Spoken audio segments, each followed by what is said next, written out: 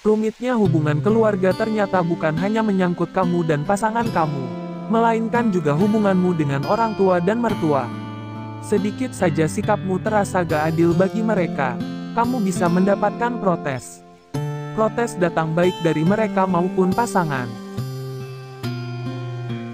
Dalam hati, tentu kamu ingin bersikap adil kepada keduanya. Akan tetapi, ini kerap tidak mudah dengan adanya kondisi sebagai berikut.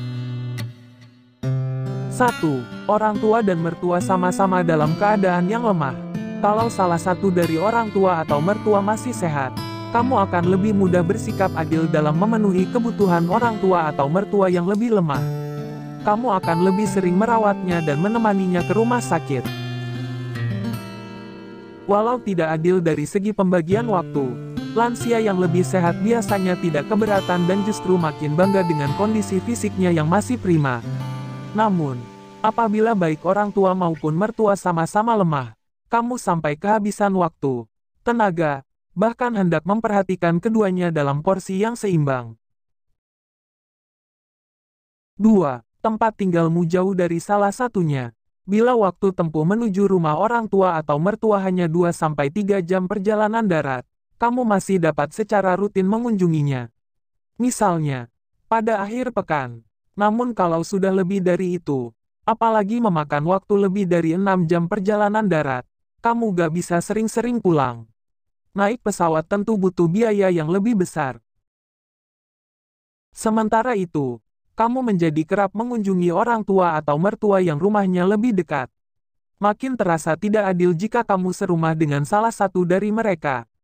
Kesannya, kamu menghabiskan hari-harimu bersama salah satu dari orang tua atau mertua saja. Wah, salah paham, nih. 3. Ada orang tua atau mertua yang lebih penuntut dan ingin diprioritaskan. Karakter orang berbeda-beda, demikian pula dengan orang tua dan mertuamu.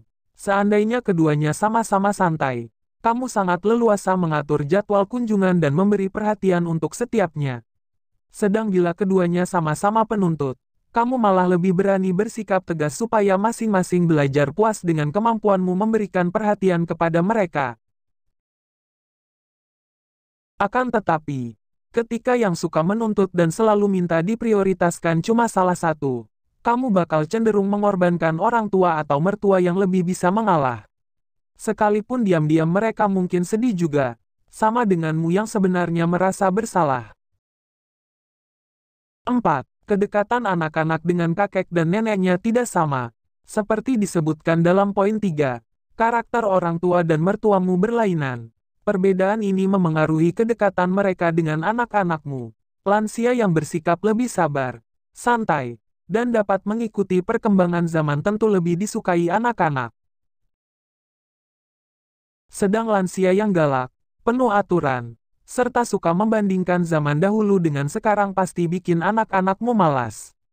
Apalagi kalau mereka sedikit-sedikit mengomentari apa yang dilakukan anak-anak. Anak-anakmu sampai sulit sekali diajak mengunjungi mereka atau mau tetapi menjadi bad mood.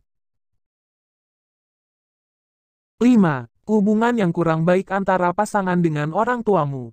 Orang tuamu, sebaliknya, kamu pun berharap orang tuamu mampu bersikap lebih ramah dan menghargai menantunya. Hambatan dalam bersikap adil pada orang tua atau mertua ternyata tak cuma bersumber dari kesibukan pekerjaanmu. Ketika kesibukan kerja masih bisa diatur sedemikian rupa, 5 hal di atas justru lebih sukar dicari solusinya. Hindari menyalahkan diri, ya. Faktanya, manusia memang tak bisa sepenuhnya bersikap adil. Upayakan semampumu saja. Semoga baik orang tua maupun mertua pada akhirnya dapat melihat setiap maksud baikmu buat mereka. Kalaupun masih ada yang merasa tidak puas dengan usahamu bersikap adil, itu haknya.